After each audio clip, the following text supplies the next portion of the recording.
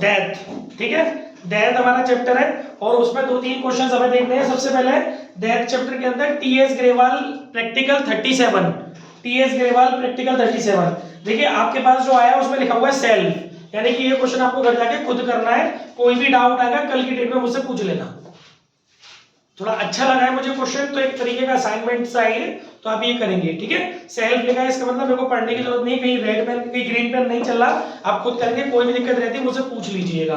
Next question पे चलते हैं, प्रैक्टिकल 38 में मैंने लिखा है केवल समझना है, तो मैं आपको समझा देता हूं, करना नहीं है कॉपी में, और उसमें भी समझना क्या है जिसमें मेरी ग्रीन पेंसिल चल रही है। इसमें एक पॉइंट लिखा हुआ है balance in capital account. Actually इसके अंदर अजय, सलिल और रवि 3 पार्टनर हैं। अजय, सलिल और रवि 3 पार्टनर हैं, जिसमें से जो हमारा फर्स्ट पार्टनर है अजय, उसकी डेथ हो गई है 20 फरवरी को, ठीक है। तो जब उस पार्टनर की डेथ हुई है तो उसमें ये लिखा है according to partnership deed on the death of a partner the executor of the deceased या deceased partner will be entitled. मतलब मरने वाले के एग्जीक्यूटर को हम क्या क्या देने वाले हैं। सबसे पहले उसमें लिखा है बैलेंस इन कैपिटल अकाउंट। तो मालूम है बहुत सारे बच्चे जल्दबाजी में क्या गलती करते हैं, बच्चे समझते हैं कि जो क्वेश्चन के अंदर बैलेंस शीट दी है, आप अपने क्वेश्चन में गौर से देखिए, क्वेश्चन के अंदर भी आपको कैपिटल अकाउंट दिया हुआ है ना, जिसमें 12,000, 16,000 और 10,000 3 बैलेंसेस दिए हैं। नो, वो इसके बारे में बात नहीं कर रहा। जब उसने वर्ड यूज किया है बैलेंस इन कैपिटल अकाउंट, इसका मतलब एडजस्टेड कैपिटल उस बंदे की आपको निकालनी पड़ेगी जिसकी डेथ हुई है। और अब आप जानते हो एडजस्टेड कैपिटल का मतलब हो गया सारी चीजों का ट्रीटमेंट करना है। अगर एग्जिस्टिंग गुडविल है तो उसका, एक्यूमुलेटेड प्रॉफिट रिजर्व्स वगैरह है तो उसका, ठीक है ना। तो ये एक वर्ड था जिसकी वजह से जल्दबाजी में आप गलती ना कर दो कहीं एग्जीक्यूटर का अमाउंट निकालने में, बस इसीलिए मैंने इसमें लिख दिया केवल समझना है। कैलकुलेशन कोई नहीं है, सब जो करते आ रहे हैं वही है। बात के क्वेश्चन को प्रेजेंट करने का तरीका थोड़ा सा अलग हो गया था, वो मैंने समझाया। गलती मत करना, ढंग से देख लेना कि बैलेंसिंग कैपिटल अकाउंट बोल रहा है, क्योंकि उसके बाद उसने बोला नहीं है रिजर्व के बारे में। वैसे नॉर्मली होता क्या मालूम है, जो जो चीजें वो बोलता है, मेरी बात ध्यान से सुनो, जो जो चीजें वो क्वेश्चन में बोलता है कि साहब एग्जीक्यूटर को ये देना है, तो एग्जैक्टली बस वही देना होता है। अब इस क्वेश्चन में बैलेंस बोला है, और इसके अलावा जो उसका पीएनएल सस्पेंस वाला जो कॉन्सेप्ट होता है, शेयर इन प्रॉफिट होता है from the beginning of the year, जिस दिन ईयर शुरू हुआ है उस दिन से लेकर जिस दिन उसकी डेथ हुई है वहां तक का, इसमें केवल ये बोला है। जबकि ऐसा नहीं होगा, क्यों?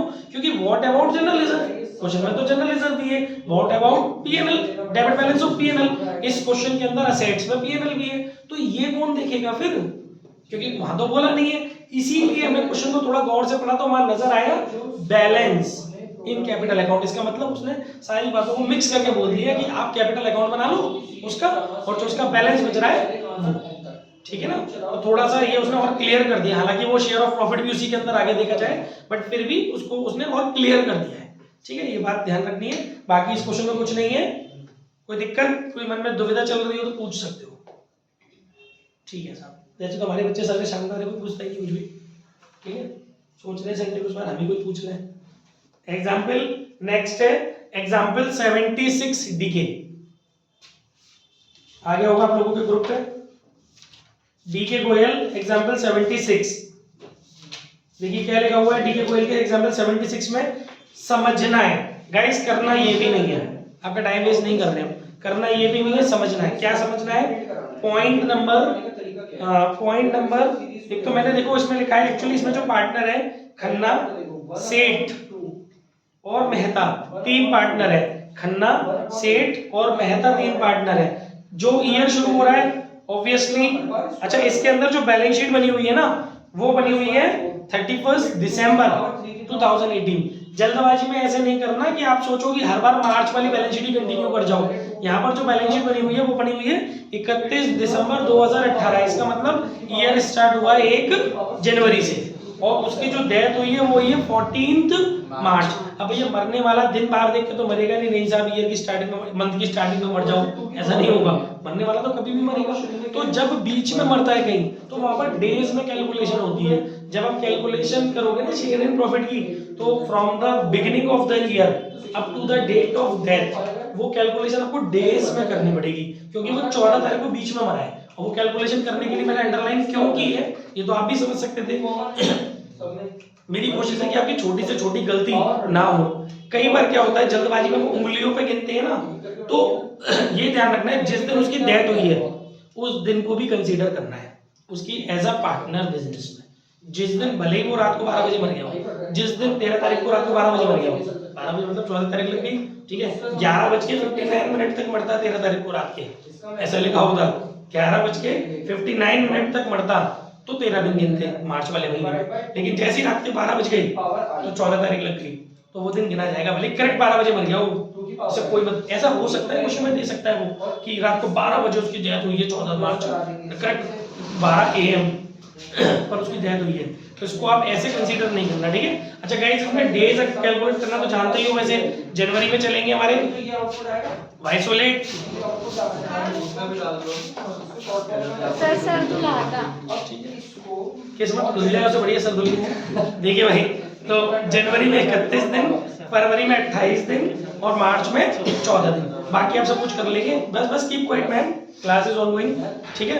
तो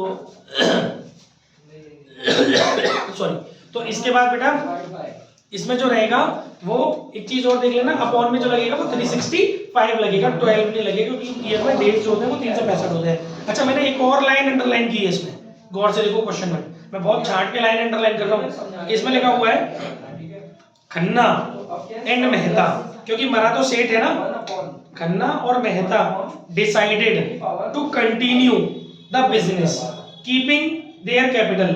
अच्छा गाइस एक चीज और समझानी रह गई थी, वो भी मैं समझा देता हूँ। एक मिनट का हल्का सा पॉज लेते हैं, इसको नहीं क्वेश्चन में पॉज लेते हैं, वीडियो में पॉज नहीं ले रहे, क्वेश्चन में पॉज लेते हैं। प्यारे बच्चों एक छोटा सा डिस्क्लेमर देना था कि इस चैप्टर में हमने एक टॉपिक छोड़ दिया था अभी जल्दबाजी में, स्टार्टअप में मैं ये लेना था इस वीडियो में, that is adjustment of capital. एक टॉपिक जो आपके न्यूमेरिकल्स में नहीं है, एडजस्टमेंट ऑफ कैपिटल। तो बेटा एडजस्टमेंट ऑफ कैपिटल जो है ना वो कुछ भी अलग नहीं है, same as adjustment of capital in the chapter of retirement या in the case of retirement. तो जो रिटायरमेंट के केस में आपने एडजस्टमेंट ऑफ कैपिटल पढ़ा है वही आपको डेथ के केस में वही सब एंट्रीज है ना, बस रिटायरिंग पार्टनर की जगह डिक्रीज्ड पार्टनर कैपिटल हो जाएगा, ठीक है। तो आई होप समझ में आ गया होगा।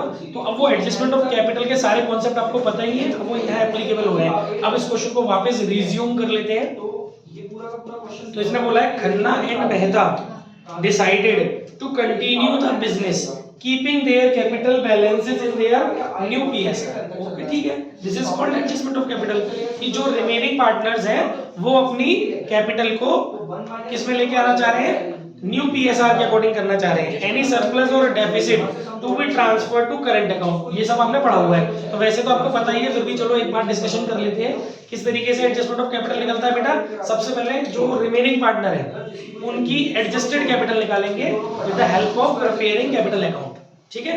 जो हमारे रिमेनिंग पार्टनर्स हैं उनकी हम लोग एडजस्टिंग कैपिटल निकालेंगे, फिर उस एडजस्टिंग कैपिटल को टोटल कर देंगे, टोटल एडजस्टेड कैपिटल आ जाएगी। उस टोटल एडजस्टेड कैपिटल को मल्टीप्लाई कर देंगे न्यू रेशियो से, मतलब डिस्ट्रीब्यूट कर देंगे न्यू रेशियो में। गाइस जब आपने एक तरफ तो निकाली हुई है एडजस्टेड कैपिटल, फिर जब वो टोटल एडजस्टेड कैपिटल को आप डिस्ट्रीब्यूट करेंगे तो आ जाएगी रिक्वायर्ड कैपिटल। वो रिक्वायर्ड कैपिटल आप कैपिटल अकाउंट के बैलेंस के रूप में यूज करेंगे और न्यू बैलेंस शीट में भी आप उसे कैरी फॉरवर्ड करेंगे, ठीक है। लेकिन आप एक चमत्कार क्या देखेंगे मालूम है, जो एडजस्टेड कैपिटल आई है, जरूरी नहीं है हर बार ऐसा हो, समटाइम्स जो एडजस्टेड कैपिटल आई है और जो रिक्वायर्ड कैपिटल निकल के आई है दोनों सेम आ रही है। और जब डिफरेंस ही नहीं है रिक्वायर्ड कैपिटल में, इस क्वेश्चन में ऐसा हुआ है, जब डिफरेंस ही नहीं है एडजस्टेड कैपिटल में और रिक्वायर्ड कैपिटल में, तो कोई भी ना तो सरप्लस होगा ना कोई डेफिशिएंसी होगी। भले ही क्वेश्चन में बोल रहा है कि करंट अकाउंट को यूज करना है, बट करंट अकाउंट को कोई भी यूज हो ही नहीं पाएगा, ठीक है। तो ये भी एक इंफॉर्मेशन आप तक पहुंचनी जरूरी थी। एक नए तरह का एडजस्टमेंट ऑफ कैपिटल देख लिया आपने जिसमें करंट अकाउंट के बारे में बोला गया है बट उसको अप्लाई नहीं कर पाए हम क्योंकि कोई डिफरेंस नहीं है। क्लियर, समझ में आ रही बात। चलिए इसके बाद लास्ट, बट लास्ट नहीं एक्चुअली आज के सेशन में लास्ट है अबाउट डेथ। अभी कुछ है 30-25-30 क्वेश्चंस डीके गोयल के जो मैंने बनाए नहीं है, मतलब उसमें से मुझे कुछ छांटने होंगे 5-7 क्वेश्चन आपके लिए, वो मैं आज छांट लूंगा। कल हम लोग कल के लेक्चर में उसको डिस्कस करेंगे, लेकिन नया चैप्टर आज शुरू कर लेंगे डिसोल्यूशन। क्या वो किसी को कॉल आ रहा है, नाम या नंबर है, नाम तो नहीं है, ठीक है। तो गाइस अगला है हमारा क्वेश्चन आज की कड़ी में डेथ चैप्टर का लास्ट क्वेश्चन आज तक के लिए, that is practical 62 DK Goyal. देखिए इसमें लिखा है पार्ट, यानी कि मौलिक बातें नहीं, पार्ट यानी कि जो मैंने अंडरलाइन किया वो आपको कॉपी में कर लेना है, उतना ही करना है जितना मैंने अंडरलाइन किया है। देखिए क्या बोला है इसमें, ए बी सी 3 पार्टनर है बच्चों, ठीक है, ओल्ड रेशियोज दिए हुए, कुछ इंफॉर्मेशन दी है। इसके अंदर बेटा बी डाइड हुआ है, किसकी डेथ हुई है, बी की, और कब हुई है उस बंदे की डेथ, 1 अगस्त को, ठीक है। तो करीब कितने महीने चल गए वो, अप्रैल मई जून, देख ले कुशांक, अप्रैल मई जून जुलाई, कुशांक नहीं पढ़ रहे हैं, कुशांक गुप्ता, अप्रैल मई जून जुलाई 4 महीने उसकी चलाए वो, उसके बाद उसकी हैप्पी बर्थडे होगी। अब चाह क्या रहे हैं आप हमसे, his share of profit up to his date of death on the basis, देखो ये मैं आपको एक रिवाइज करा देता हूँ, छोटा सा टॉपिक। एक मिनट, कौन कह रहा था रास्ते में, वो किसने देखा था रास्ते में, कोई कह रहा था ना वो दोनों तीनों लड़की रास्ते में, मैंने पूछा था, आप ही कह रहे थे? अच्छा मोनिका की कह रहे थे, मैं चौकड़ी की कह रहा था, ये चौकड़ी का है तो सिंगल पीस है, ये चौकड़ी मतलब वो पूरे 4 खाने पिलर। चलिए कोई बात नहीं। तो गाइस आपको पता है हमने पहले के लेक्चर्स में डिस्कस किया इस चीज को कि एडजस्टमेंट ऑफ कैपिटल नहीं, शेयर ऑफ प्रॉफिट, जब भी आपको शेयर ऑफ प्रॉफिट निकालना होता है from the beginning up to the date of his death, it is estimated, I am talking about estimation, it is estimated on the basis of either previous year और previous years average profit, ठीक है, और on the basis of sale, same sale percentage on the from the beginning up to the date of death period sale, which same percentage which was applied in last year profit on sale, ठीक है ना। जो पिछले वर्ष आपका profit, मेरी बात ध्यान से सुनो, ये क्वेश्चन अच्छा है, जो पिछले वर्ष आपने सेल पर प्रॉफिट जो अर्न किया था उसकी जो परसेंटेज आ रही है, सेम परसेंटेज आपको up to the date of death वाली सेल पर अप्लाई करनी है।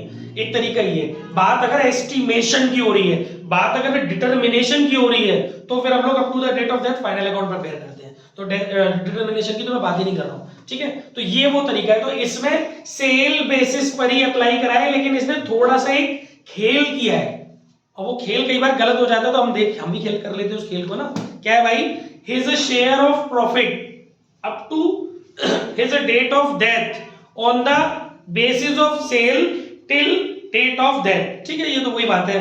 Sale for the year ended 31 March 2019 was 4 lakh, पिछले साल जो सेल थी वो कितनी थी, 4 lakh, and profit for the same year was 80,000। Guys पहले क्यों ना एक काम करें, प्रॉफिट को कन्वर्ट कर ले परसेंटेज में, 80,000 रुपीस का हमारा प्रॉफिट था और 4 लाख रुपए की हमारी सेल थी, कितना परसेंट हो गया ये, 20%, यानी हमारा जो प्रीवियस ईयर में प्रॉफिट परसेंटेज आया था एनुअली, दैट इज 20%, उसको हमें up to the date of death की जो सेल है उस पे कैलकुलेट कर लेना चाहिए। लेकिन कुछ इसमें और भी बातें हैं, इसमें बोला है sale show a growth trend of 25%, sale में जो ट्रेंड आ रहा है ना ग्रोथ का, यानी ईयर आफ्टर ईयर सेल 25% बढ़ जाती है, पिछले सेल की 25% सेल बढ़ जाती है। इसका मतलब आपको पता ही नहीं है अभी कि सेल कितनी है, लास्ट ईयर आपकी सेल कितनी थी, 4 लाख, अभी ग्रोथ कितनी आ गई, 25% की, तो कितनी सेल हो गई आपकी, 5 लाख, ठीक है, लेकिन ये तो पूरी साल की सेल हो गई।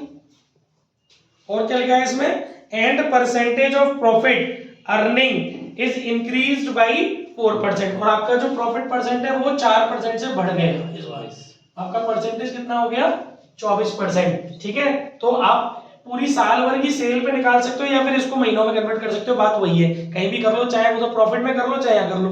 कैसे करेंगे आप, अगर इसको प्रोपोर्शनल सेल करते हैं in the sense up to the date of sale में कन्वर्ट करते हैं, तो वो कितना होगा, 4 कितने मंथ्स हो रहे हैं, 4 हो रहे हैं, कब डेथ हुई है इसकी, 1 अगस्त को, देखो 1 अप्रैल को ईयर शुरू हो रहा है बेटा, अप्रैल मई जून जुलाई 4 महीने हो गए, 4/12, ठीक है। ये तो हो जाएगी up to the date of death की सेल, उसमें आपको 24% लेना है, ठीक है। और पहले पूरे वो निकाल लेंगे ना इसमें।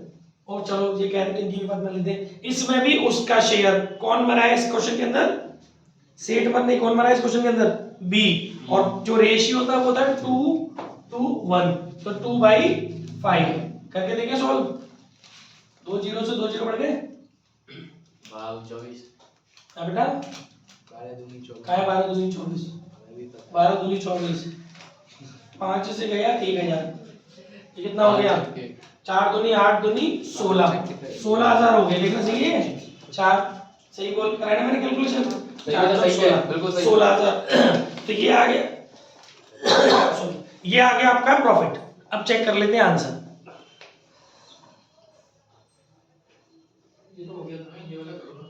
बिल्कुल सही जवाब, B is the share of profit 16,000, ठीक है। तो ये हमारा पार्ट था जो हमने समझा दिया, आप कर लेंगे इसको। पॉज करते हैं, पॉज के बाद दोबारा आते हैं नए चैप्टर पे, डिसोल्यूशन ऑफ पार्टनरशिप फॉर्म। ठीक है guys, next chapter, come to the point, keep quiet, फटाफट सुनते जाना। Next chapter dissolution of partnership firm, ठीक है। तो थोड़ा सा इंट्रोडक्शन डाल दिया मैंने, ज्यादा नहीं, बस बहुत लिटिल इंट्रोडक्शन है। Indian partnership act makes a distinction. What is Indian partnership act? कौन सा Indian partnership act, which one? 1962। कितनी बुरी स्थिति है, दीवार में सिर। हाँ विनय, मिस्टर विनय तू भी दीवार में सिर दे मार। मेरा क्वेश्चन सुनना है मैं क्या बोल रहा हूँ? 1932। अब समझ में आ रहा है। और तू क्यों 1962 में कौन पैदा हुआ था? बच्चा पैदा हुआ था क्या? 30 साल का अंतर हो गया सर। उसका तो 40-50 साल। मैंने सही बताया, मुझे कुछ नहीं बोलो।